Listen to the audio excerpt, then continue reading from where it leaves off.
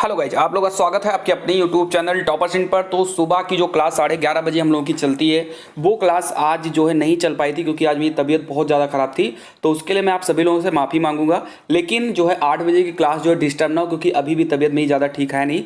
इसीलिए मैंने सोचा कि चलो इस क्लास को किसी ना किसी तरीके से करवाया जाए, क्योंकि जाहिर सी बात है आप सभी लोग वेट करते हो अपनी इस क्लास का, क्योंकि एग्जाम भी बहुत कम समय बचा है एग्जाम को भी।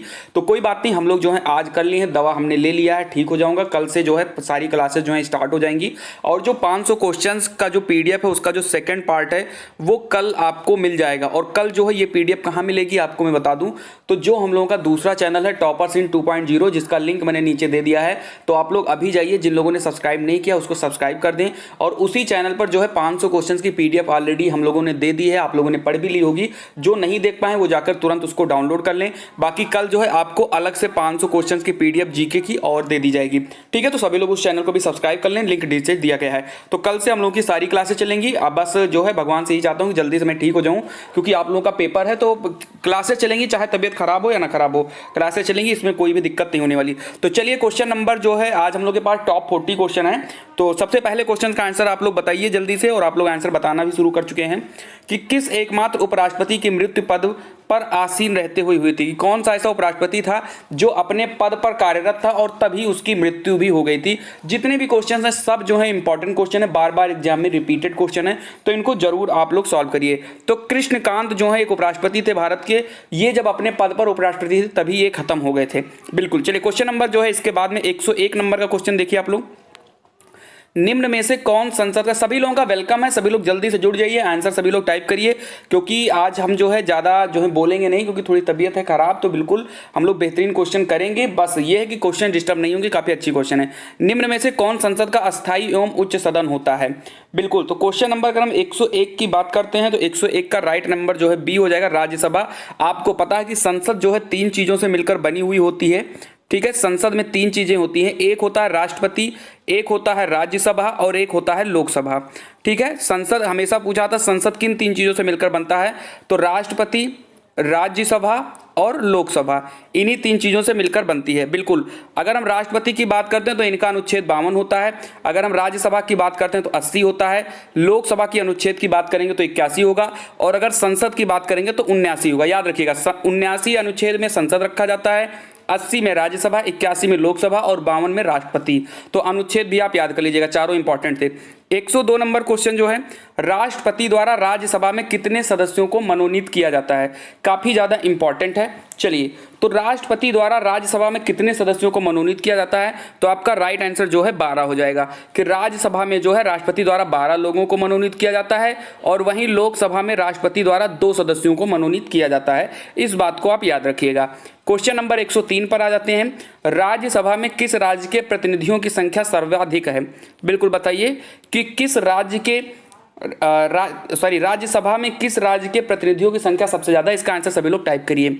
बिल्कुल, बहुत बढ़िया, सभी लोग जो है आंसर टाइप करें। बिल्कुल, चलिए, तो उत्तर प्रदेश का राइट आंसर हो जाएगा। अगर हम उत्तर प्रदेश की बात करते हैं तो इसमें राज्यसभा की भी सीटें सबसे ज्यादा होती हैं, उत्तर प्रदेश में ही लोकसभा की सीटें सबसे ज्यादा हैं, और उत्तर प्रदेश में ही विधानसभा की सीटें सबसे ज्यादा हैं। इस बात को याद रखिएगा। 104 पर आ जाइए। लोकसभा के लिए प्रथम आम चुनाव कब हुआ था, ये आप बता दीजिए। चलिए, आपको पता होना चाहिए कि लोकसभा नियुक्त होने के लिए जो है मिनिमम एज आपके पास 25 साल होना चाहिए। लोकसभा के लिए 25 साल होना चाहिए, राज्यसभा के लिए 30 साल होना चाहिए, और आपके राष्ट्रपति उपराष्ट्रपति के लिए 35 साल की उम्र होनी चाहिए। बिल्कुल, और वोट डालने के लिए 18 साल उम्र होनी चाहिए। चलिए, तो 104 का जो है राइट आंसर हो जाएगा, और वो हो जाएगा बिल्कुल 104 का बी। जिन लोगों ने बताया उनका बिल्कुल करेक्ट हो जाएगा। सबसे पहले जो लोकसभा का जो चुनाव हुआ था वो 1952 ईस्वी में हुआ था। लोकसभा का चुनाव लड़ने के इच्छुक व्यक्ति की न्यूनतम आयु क्या होनी चाहिए। अभी अभी हमने बताया है कि लोकसभा के जब चुनाव लड़ते हो या लोकसभा में नियुक्ति के लिए आप कितनी जो है आपकी एज होनी चाहिए, तो अभी अभी हमने तुरंत बताया कि 25 साल होनी चाहिए लोकसभा में चुनाव लड़ने के लिए, और राज्यसभा में चुनाव लड़ने के लिए 30 साल की उम्र होनी चाहिए। बिल्कुल। 106, कौन सा राज्य सबसे अधिक प्रतिनिधि लोकसभा में भेजता है। उत्तर प्रदेश, बिहार, पश्चिम बंगाल या आंध्र प्रदेश? अभी अभी हमने कहा है कि जो आपका उत्तर प्रदेश है ये सबसे ज्यादा राज्यसभा का प्रतिनिधि, सबसे ज्यादा लोकसभा का प्रतिनिधि, सबसे ज्यादा विधान परिषद का प्रतिनिधि और सबसे ज्यादा जो है विधानसभा का प्रतिनिधि ये भेजता है उत्तर प्रदेश। बहुत बढ़िया, सभी लोगों का करेक्ट है। जितने लोग पहली बार आए हो सभी लोगों का स्वागत है आपके चैनल पर। मैं फिर बता दूं, आप सभी लोगों का स्वागत है चैनल पर और उम्मीद करता हूं कि आप सभी लोगों ने चैनल को सब्सक्राइब कर लिया होगा बिल्कुल बेहतरीन क्लास के लिए। 6 दिन का समय हम लोगों को पास बचा, 6 से 7 दिन का, इसमें हम लोग पूरी क्लासेस करेंगे। बेहतरीन से बेहतरीन पीडीएफ आपको मिलेगी इस चैनल के माध्यम से, जिसका आपको एक भी रुपया पे नहीं करना है, बस सिर्फ आपको पढ़ना है। आपकी मेहनत और मेरी मेहनत ही मेरी जो है मेहनताना है, हमें एक भी पैसा आपसे नहीं चाहिए, बस आप पढ़ाई खूब अच्छे से करिए और जब आप लोग पेपर देकर आओ, जिस दिन रिजल्ट आए, आप गर्व से कहो कि सर मेरा इतना रैंक है, मैं कौन सी कॉलेज सेलेक्ट करूं। ये ना रहे कि सर मेरी गवर्नमेंट कॉलेज लेनी है, मेरी रैंक कितनी है, ये सब कुछ नहीं। मेरे चैनल से तैयारी किए हो, आपकी गवर्नमेंट कॉलेज जो है फिक्स होनी चाहिए और आपके अंदर कोई संकोच नहीं होना चाहिए। 107 का आंसर बताइए सभी लोग। लोकसभा एवं राज्यसभा के 2 अधिवेशनों के बीच अधिकतम कितने समय का अंतर होना चाहिए? बिल्कुल 107, तो 107 का जो है राइट आंसर बी हो जाएगा, यानी 6 महीने। ठीक है, तो लोकसभा और राज्यसभा के 2 अधिवेशनों के बीच में 6 महीने से ज्यादा का समय नहीं होना चाहिए। देखो, एक आपने सुना होगा संसद का संयुक्त सत्र का आपने नाम सुना होगा। ठीक है, संसद का संयुक्त सत्र, थोड़ा सा इस पर ध्यान दीजिएगा, बाद में 108 का आंसर दीजिएगा। जो संसद का संयुक्त सत्र होता है, एक हमेशा क्वेश्चन पूछा जाता है कि संसद का संयुक्त सत्र जो है ये बुलाता कौन है, या इसी को बुलाता से आपको एक चीज और याद रखिए, कभी कभी क्वेश्चन आता है आहूत करना, कि संसद का जो संयुक्त सत्र है वो आहूत कौन करता है और बुलाता कौन है। तो हमेशा याद रखिएगा राष्ट्रपति, जो संसद का संयुक्त सत्र होता है उसको बुलाता कौन है? राष्ट्रपति बुलाता है। और एक क्वेश्चन एग्जाम में पूछा जाता है कि जो संसद का संयुक्त सत्र होता है, यानी लोकसभा और राज्यसभा दोनों के मेंबर होते हैं, तो उसकी अध्यक्षता कौन करता है? तो याद रखिएगा हमेशा जो लोकसभा अध्यक्ष या लोकसभा स्पीकर जो होते हैं वही उसकी अध्यक्षता करते हैं। बिल्कुल याद रखिएगा इस चीज को। 108 का आंसर बताइए, कोई विधेयक धन विधेयक है, इसका निर्णय कौन लेता है? 108 का आंसर बताइए। बहुत बढ़िया, प्रधानमंत्री लेता है, लोकसभा का महासचिव लेता है, राष्ट्रपति लेता है या लोकसभा अध्यक्ष लेता है? तो ये मोस्ट इंपॉर्टेंट क्वेश्चन है कि कोई विधेयक धन विधेयक है या नहीं, इसका जो निर्णय है वो लोकसभा अध्यक्ष करेंगे। बिल्कुल बहुत करेक्ट आंसर है इसका, सभी का लगभग लोग आंसर दे रहे हैं, कुछ लोग आंसर नहीं दे रहे हैं, तो लापरवाही ना करो। हम आप सभी लोगों के कमेंट पढ़ रहे हैं, या आप मान के चलिए सभी के कमेंट में पढ़ रहा हूं, आप लोग क्या कर रहे हो क्या नहीं कर रहे हो, आप ये मान के चलिए। चलिए, तो संसद के संयुक्त अधिवेशन को कौन बुलाता है? अभी अभी हमने जस्ट इसको मैंने रिपीट किया था क्वेश्चन आगे। अब आप हमको बता दीजिए कि कौन बुलाता है या कौन आहूत करता है, दोनों का मतलब सेम होता है।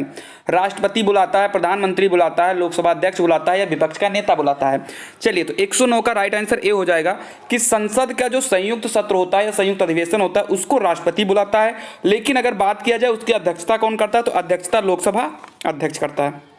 चलिए, बहुत बढ़िया। 110, प्रधानमंत्री की नियुक्ति कौन करता है? क्वेश्चन नंबर 110 का आंसर सभी लोग बता दें। बिल्कुल, तो प्रधानमंत्री की नियुक्ति कौन करता है? तो जिन लोगों ने यहाँ पर राष्ट्रपति कहा है बिल्कुल ही क्लियर हो जाएगा। राष्ट्रपति की नियुक्ति, उपराष्ट्रपति की नियुक्ति, सर्वोच्च न्यायालय के न्यायाधीश की नियुक्ति, इन सभी की नियुक्ति जो है राष्ट्रपति करता है। चलिए, स्वतंत्र भारत के प्रथम प्रधानमंत्री कौन थे? ये बिल्कुल हलवा वाला क्वेश्चन है, जल्दी से इसका आंसर टाइप करिए, इसमें हम लोग ज्यादा समय नहीं लेंगे। स्वतंत्र भारत के प्रथम प्रधानमंत्री कौन थे? बिल्कुल, तो पंडित जवाहरलाल नेहरू, आप सभी लोगों ने बिल्कुल करेक्ट आंसर दे दिया होगा। डॉक्टर राजेंद्र प्रसाद हमारे जो है पहले राष्ट्रपति थे, 24 जनवरी 1950 को इनको सबसे पहला राष्ट्रपति नियुक्त किया गया था। चलिए, क्वेश्चन नंबर 112, प्रधानमंत्री या कोई मंत्री जो संसद के किसी सदन का सदस्य नहीं है, उसे मंत्री पद पर बने रहने के लिए कितने दिनों के अंदर संसद का सदस्य बनना आवश्यक है? ये क्वेश्चन आप लोग बताइए, काफी ज्यादा जो है इंपॉर्टेंट क्वेश्चन है। बिल्कुल, कोई प्रधानमंत्री है या कोई मंत्री जो संसद के किसी भी सदन का सदस्य नहीं है, उसे मंत्री बने रहने के लिए कितने दिनों के अंदर चुनाव हो जाना चाहिए? आप देख रहे हो 6 महीना इसका राइट आंसर हो जाएगा। आपने देखा है भी हाल ही में पश्चिम बंगाल में ममता बनर्जी जी की सरकार बनी, लेकिन वो खुद अपनी जो है सीट हार चुकी हैं, तो उनको कितने महीने के अंदर अपना चुनाव लड़कर फिर से अपनी सीट को बचानी होगी? तो इसका राइट आंसर 6 महीने हो जाएगा। चलिए, क्वेश्चन नंबर 13, विश्व हीमोफीलिया दिवस कब मनाया जाता है? मोस्ट इंपॉर्टेंट क्वेश्चन है। 113, काफी ज्यादा इंपॉर्टेंट क्वेश्चन है ये। आप सभी लोग जितने भी लोग हैं इंपॉर्टेंट डेज एंड डेट जो है याद कर लीजिएगा, काफ़ी ज़्यादा इंपॉर्टेंट है। एक क्वेश्चन हर बार बीएड एंट्रेंस में पूछा गया है, तो आपके पास अगर बुक है और उसमें इंपॉर्टेंट डेज एंड डेट लिखी हुई है उनको आप जरूर याद रख लीजिए, सभी लोग कर लीजिए। 113 और इसका राइट आंसर 17 अप्रैल बिल्कुल करेक्ट हो जाएगा। विश्व हीमोफीलिया दिवस जो है 17 अप्रैल को मनाया जाता है। क्वेश्चन नंबर 114, वायुसेना दिवस कब मनाया जाता है, काफ़ी ज़्यादा इंपॉर्टेंट है। बिल्कुल सभी लोग बता दीजिए वायुसेना दिवस कब मनाया जाता है। बहुत बढ़िया, चलिए सभी लोग आंसर बता दीजिए इसका। बहुत बढ़िया, चलिए तो 114 का जो राइट आंसर हो जाएगा वो बिल्कुल जो है आप सभी लोगों का सही लगभग आ भी रहा है, 8 अक्टूबर करेक्ट हो जाएगा। और बढ़ते हैं 115 पर। अब बताइए विश्व मधुमेह दिवस किस तिथि को मनाया जाता है। ये भी काफ़ी जो है इम्पॉर्टेंट है, बिल्कुल काफ़ी ज़्यादा इम्पॉर्टेंट है। चलिए बहुत बढ़िया, बिल्कुल जो लोग नए जुड़े हो प्लीज़ पहले तो आप चैनल को सब्सक्राइब कर लीजिए, क्योंकि आपको यहाँ पर पढ़ाई भी मिलती है, अपडेट भी आपको सबसे पहले ही यहाँ पर मिलती है। बिल्कुल सभी लोग जो हैं जल्दी से चैनल को जरूर सब्सक्राइब कर लें। बिल्कुल चलिए आंसर दीजिए सभी लोग इसका। 115 नंबर क्वेश्चन का आंसर सभी लोग दे दीजिए जल्दी से। बहुत बढ़िया, बिल्कुल बहुत बढ़िया। चलिए तो इसका जो है राइट आंसर 115 का जो है वो आपका 14 नवंबर आ जाएगा, क्योंकि चाचा नेहरू का इसी दिन जन्मदिन भी रहता है और विश्व मधुमेह दिवस भी इसी दिन मनाया जाता है। बिल्कुल तो 115 का ए बिल्कुल करेक्ट हो जाएगा। बहुत बढ़िया, बहुत से लोगों का जो है आंसर बिल्कुल ही करेक्ट आ रहा था। बिल्कुल चलिए बहुत बढ़िया। क्वेश्चन नंबर 116, एन इकबाल म्यूजिक के लेखक कौन है। पुस्तक से जो है ये क्वेश्चन आया है, एन इकबाल म्यूजिक के लेखक कौन है। तो 116 का जो राइट आंसर हो जाएगा वो हो जाएगा बी, यानी कि विक्रम सेठ जो है इसके लेखक हैं। तो आप इंपॉर्टेंट बुक्स एंड ऑथर भी आप थोड़े से याद कर लीजिएगा। क्वेश्चन नंबर 117 जो है उर्वशी के रचनाकार कौन है। हालांकि ये हिंदी का क्वेश्चन है, लेकिन आपको मैं बता दूं कि जब स्टैटिक जीके पूछी जाती है तो हिंदी के भी क्वेश्चन जो है यानी कि कविताओं पर रचनाकारों के जो है बारे में पूछ लिया जाता है। तो बिल्कुल जो उर्वशी है इसके जो रचनाकार हैं वो रामधारी सिंह दिनकर हैं, और इसी रचना के लिए इनको जो है ज्ञानपीठ पुरस्कार से सम्मानित किया भी जा चुका है। 118 पर आ जाइए। आल्प्स पर्वत के उत्तरी भाग में बहने वाली उष्ण शुष्क स्थानीय हवा को क्या कहा जाता है। बिल्कुल बहुत बढ़िया, सभी लोग इसका आंसर जो है देना शुरू करें। काफ़ी इंपॉर्टेंट क्वेश्चन है ये, बहुत बढ़िया, काफ़ी ज़्यादा इंपॉर्टेंट क्वेश्चन है ये। चलिए बहुत बढ़िया,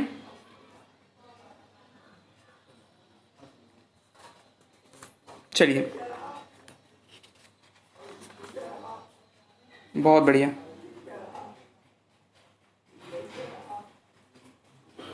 चलिए तो इसका जो है राइट आंसर हो जाएगा 118 का, और 118 का राइट आंसर ए हो जाएगा फान, जो है बिल्कुल ही करेक्ट हो जाएगा। बिल्कुल करेक्ट आंसर है जिन लोगों ने भी फान बताया है। बिल्कुल बिल्कुल, और मैं इसमें आपको बता देता हूं जो चिनूक है ये राकी पर्वत पे पाया जाता है। चिनूक जो हवाएं चलती हैं ये राकी पर्वत पे पाया जाता है। फान के बारे में हमने बता दिया है कि ये आल्प्स पर्वत पर पाया जाता है। उसके बाद में जो एक इसमें सिराको लिखा हुआ है, क्या लिखा गया है, सिराको, ये जो है सहारा मरुस्थल में पाया जाता है, इसके बारे में भी लिख लीजिएगा। बिल्कुल काफ़ी ज़्यादा इंपॉर्टेंट है। और खमसिन जो है ये मिस्र में पाया जाता है। तो इन सभी के नाम जो है आप लोग याद रखिएगा।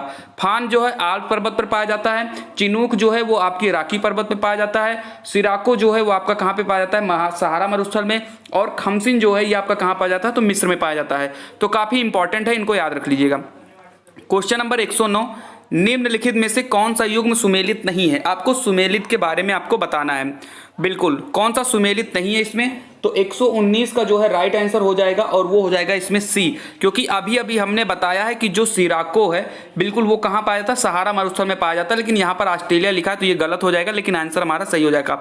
बाकी मिंस्ट्रल जो है फ्रांस में पाया जाता है, यामो जापान में पाया जाता है, और खमसिन हमने अभी अभी बताया कि मिस्र में पाया जाता है। काफ़ी ज़्यादा इंपॉर्टेंट। देखो क्लास अगर पसंद आ रही है तो ये गलत बात है कि आप लोग जो है क्लास को लाइक नहीं करते हो, और मैं डेली अपसेट हो जाता हूँ इसी बात को लेकर कि आपको डेली जो है याद कराया जाता है कि आप लाइक करिए। आप खुद समझ लीजिए, अगर आपको कहीं पर भी आप आए हो, चाहे जिसकी क्लास आप कर रहे हो, और अगर आपको कुछ मिल रहा है, हम आपसे कुछ ले तो रहे नहीं, आपको कुछ ना कुछ हम दे ही रहे हैं। और अगर अच्छा कुछ दे रहे हैं तो प्लीज़ लाइक कर दो, और नहीं अगर आपको कुछ अच्छा लग रहा तो आप कमेंट करिए कि सर ये चीज़ आपकी क्लास में मुझे कमी लग रही है, आप इस चीज़ को सुधारिए। तो मैं आपसे जो है प्रॉमिस करता हूँ मैं उस चीज़ को जरूर सुधारूंगा। लेकिन अगर पसंद है, मेरी आवाज़ पसंद है, मेरे क्वेश्चन पसंद है, सब कुछ आपको पसंद है तो लाइक जरूर करिए, ठीक है। मैं सब देख रहा हूँ आप लोग क्या कर रहे हो क्या नहीं कर रहे हो, जल्दी से लाइक की संख्या बढ़ा दीजिए आप लोग।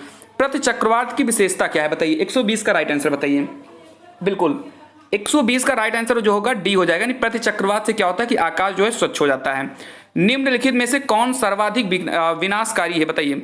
टाइफून है, टॉर्नेडो है, हरिकेन है या तड़ित जंझा है, बताइए सभी लोग। बहुत बढ़िया, चलिए तो 121 में हम लोग लेट नहीं करेंगे, सीधा टॉर्नेडो जो है आपको बता दूं कि टॉर्नेडो एक प्रकार का तूफान है आप मान लीजिए, और ये सबसे ज्यादा जो है विनाशकारी होता है। क्वेश्चन नंबर जो है 122 पर आप लोग आ जाइए। किस मेघ से अत्यधिक वर्षा होती है, 122 का राइट आंसर। किस मेघ से अत्यधिक वर्षा होती है, सब रिपीटेड क्वेश्चन है, बार बार रिपीट होते हैं एग्जाम में। कपासी, कपासी वर्षा, वर्षास्त्री या पक्षावस्त्री, बताइए किस बादल, मेघ माने बादल, आपको बताना है कि किस टाइप के बादल से सबसे ज्यादा वर्षा होता है। तो 122 का जो राइट आंसर हो जाएगा वो सी हो जाएगा, यानी कि वर्षा स्त्री से सबसे ज्यादा वर्षा होता है। 123 पर आ जाइए। संसार की अधिकतम वर्षा निम्नलिखित में से किस रूप में होती है, ये बताइए आप। 123, और जो हमारी पिछली क्लासेस कर चुके हैं उनको ये सारे क्वेश्चन दिख गए होंगे, क्योंकि मैं कहता हूं ना कि बार बार क्वेश्चन रिपीट होते हैं आपको। तो 123 का जो है राइट आंसर ए हो जाएगा, यानी पर्वतकृत, ठीक है। तो संसार की अधिकतम वर्षा पर्वतकृत के रूप में होती है, बिल्कुल। 124, निम्नलिखित में से किस क्षेत्र में साल भर वर्षा होती है, ये भी काफी इंपॉर्टेंट क्वेश्चन है। 124 का जो है राइट आंसर आप लोग बता दीजिए कि किस जगह पर साल भर वर्षा होती है। तो इसका राइट आंसर सभी लोग जल्दी जल्दी टाइप करिए। देखो आंसर देने में लापरवाही ना करिए यार, सभी लोग जल्दी से जो है आंसर टाइप करिए। अब नाम नहीं ले रहा हूं तो इसका मतलब ये थोड़ी ना है कि आप आंसर नहीं टाइप करोगे, ठीक है। चलिए, थोड़ी तबीयत खराब होने की वजह से ना जो है नाम वगैरह नहीं ले रहा हूं क्योंकि बोलना ज्यादा पड़ेगा। तो 124 का जो है राइट आंसर जो है बी हो जाएगा। भूमध्य रेखीय में हमेशा साल भर जो है वर्षा होती है। बाकी कल से तबीयत सही हो जाएगी तो फिर हम लोग बिल्कुल जानदार क्लास फिट करेंगे, सीधा लाइव आकर हम लोग हर एक चीज देखेंगे।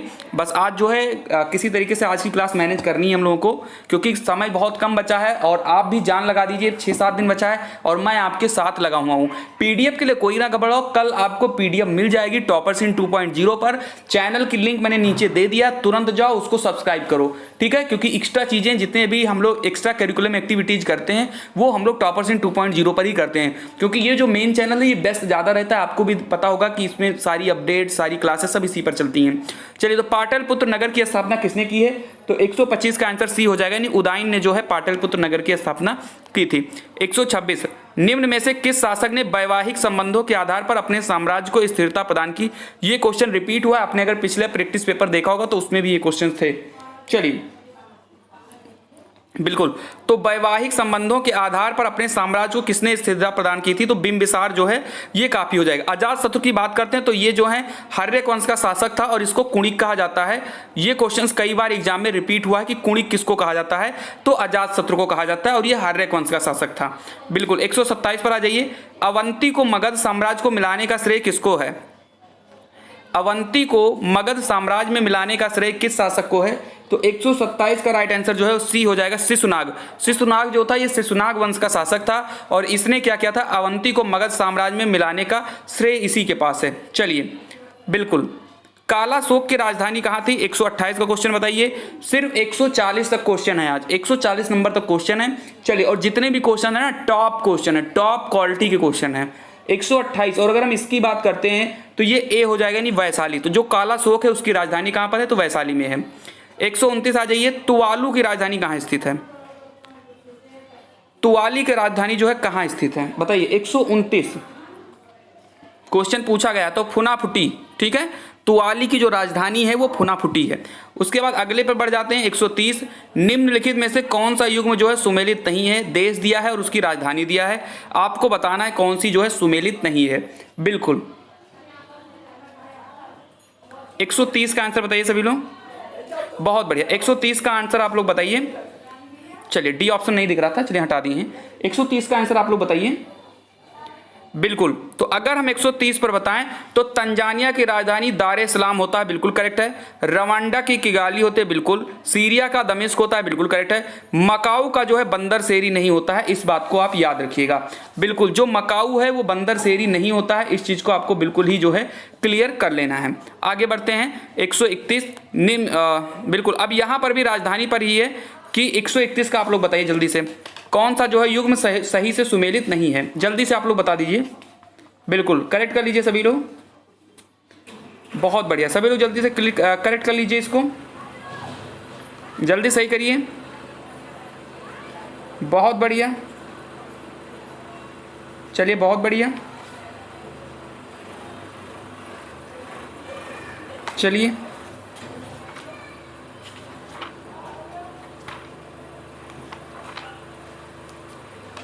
चलिए। तो 131 की अगर हम बात करते हैं 131 के बारे में, तो यहाँ पर क्या लिखा है आप देख लीजिए। यहाँ पर बिल्कुल 131 की अगर हम बात करते हो तो इसका सी जो है बिल्कुल गलत हो जाएगा। बाकी उज्बेकिस्तान का ताशकंद होता है, ईस्ट तिमोर का दिल्ली होता है और यूक्रेन का क्यू होता है। बिल्कुल सी जो है सेशल्स का पोर्ट विला नहीं होता है। 132 स्विट्जरलैंड की राजधानी कहाँ, ये मोस्ट इंपॉर्टेंट है और आप लोगों का सही भी जाना चाहिए क्वेश्चन। 132 का आंसर बताइए सभी लोग, बहुत बढ़िया। 132 का आंसर सभी लोग जो है बता दीजिए, बहुत बढ़िया। चलिए 132, तो स्विट्जरलैंड की जो राजधानी होती है बिल्कुल वो आपका कहाँ हो जाती है, बर्न में हो जाती है। बिल्कुल स्विट्जरलैंड की जो राजधानी है वो बर्न में है, तो 132 का बी बिल्कुल करेक्ट हो जाएगा।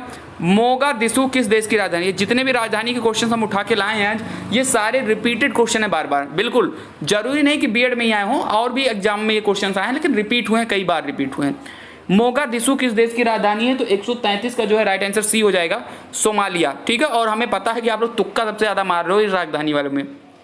चलिए, निम्नलिखित में से किस देश की मुद्रा यूरो है। 134 का आंसर बताइए, किस देश की जो मुद्रा है वो यूरो है। चलिए, तो डी बिल्कुल करेक्ट हो जाएगा, क्योंकि यूरो जो है फ्रांस की भी है, जर्मनी की भी है और पुर्तगाल की भी है। तीनों देश की जो मुद्रा है वो यूरो है। निम्नलिखित में से किस देश की मुद्रा रुपए है। बिल्कुल बहुत बढ़िया क्वेश्चन ये है, आज आपको बहुत कुछ सीखने को मिला होगा। तो मालदीव, मॉरिशस, सेशल्स, पाकिस्तान, भारत, इन सभी की जो है मुद्रा जो है वो रुपया होती है। चलिए, तो तीनों सही है इसका। बैंक नोट प्रेस कहाँ स्थित है, 136 का आंसर बताइए। बैंक नोट जो प्रेस है, यानी जहां पर आपकी नोट छपती है, वो कहां पर स्थित है, बताइए सभी लोग, बहुत बढ़िया। सभी लोग जल्दी से बताइए कि जो बैंक नोट है, जो आपकी करेंसी छपती है, ठीक है, एकदम से। चलिए बिल्कुल बहुत बढ़िया। सभी लोग जो है इसका आंसर जल्दी से टाइप कर दें और बता दें इसका आंसर। तो इसका आंसर जो है बिल्कुल करेक्ट हो जाएगा 136 का। जिन लोगों ने भी आंसर बी दिया है, देवास जो है बिल्कुल करेक्ट है।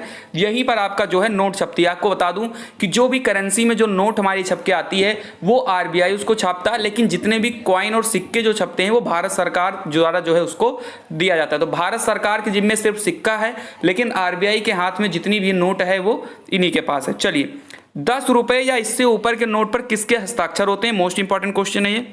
चलिए बहुत बढ़िया, 137। चलिए, 137 का जो है आंसर नंबर सी बिल्कुल करेक्ट हो जाएगा। गवर्नर यानी भारतीय रिजर्व बैंक, 10 रुपए के ऊपर का जो नोट होता है इस पर रिजर्व बैंक जो है इसका हस्ताक्षर होता है, लेकिन जो 1 रुपए का नोट होता है इस पर भारत सरकार का जो है सिग्नेचर होता है। चलिए, भारतीय रिजर्व बैंक का राष्ट्रीयकरण कब हुआ था, काफी ज्यादा इंपॉर्टेंट क्वेश्चन है ये, बिल्कुल बता दीजिए सभी लोग। भारतीय रिजर्व बैंक का जो है कब हुआ था, बिल्कुल सभी लोग बता दीजिए, बहुत बढ़िया। सभी लोग जो है इसका आंसर टाइप करिए, बहुत बढ़िया, बहुत बढ़िया, बहुत बढ़िया। चलिए चलिए, आंसर टाइप करिए, आंसर टाइप करिए सभी लोग। चलिए, तो अगर हम बात करते हैं 138 नंबर आंसर की, तो 138 का आंसर नंबर सी हो जाएगा, 1949। 1949 में भारतीय रिजर्व बैंक जो है इसका जो है राष्ट्रीयकरण हुआ था। आपको अगर क्वेश्चन पूछा जाता है कि कब जो है भारतीय रिजर्व बैंक की स्थापना हुई थी, यानी आरबीआई की, तो 1 अप्रैल 1935 को जो है इसकी स्थापना हुई थी आरबीआई की। ठीक है, ये चीज आपको याद रखना है। और 1 जनवरी 1949 को इसका जो है राष्ट्रीयकरण कर दिया गया था। बिल्कुल करेक्ट है सभी लोगों का। चलिए, निजी क्षेत्र में देश का पहला निर्यात प्रोसेसिंग क्षेत्र ईपीजेड की स्थापना कहां की गई थी। आज के क्वेश्चन जानदार हैं थोड़े से, कोई बात नहीं, अगर गलत जा रहे हैं आपके तो 139 और इसका जो है राइट आंसर ए हो जाएगा यानी सूरत। ठीक है, तो निजी क्षेत्र में देश का पहला निर्यात प्रोसेसिंग क्षेत्र जो है सूरत में जो है इसकी स्थापना की गई थी। चलिए बहुत बढ़िया, आगे बढ़ जाते हैं 140 पर। लास्ट क्वेश्चन है आज का, बिल्कुल आज का लास्ट क्वेश्चन है। मैं आप सभी लोगों को फिर से मैं रिवाइज करा दूं एक बार कि हम लोगों की क्लास जो है 11:30 बजे दिन में चलती है और 8 बजे शाम को चलती है। कल आपको 500 जीके के टॉप इंपॉर्टेंट क्वेश्चन जो है बिल्कुल फ्री में दिए जाएंगे। और ये क्वेश्चन आपको कहां पर मिलेंगे? आपको ये क्वेश्चन टॉपर्स इन 2.0 जिसकी लिंक मैंने नीचे दे दी है, नीचे दे दी है मैंने डिस्क्रिप्शन बॉक्स में, जाकर आप उस चैनल को सब्सक्राइब कर लीजिए। वहीं पर कल आपको पीडीएफ दे दी जाएगी।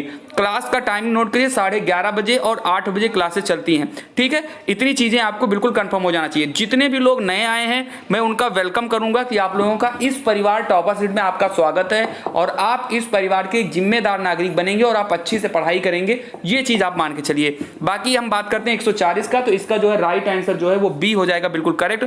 2 अक्टूबर 1975 को सबसे पहला जो है ग्रामीण बैंक जो है उसकी स्थापना की गई थी।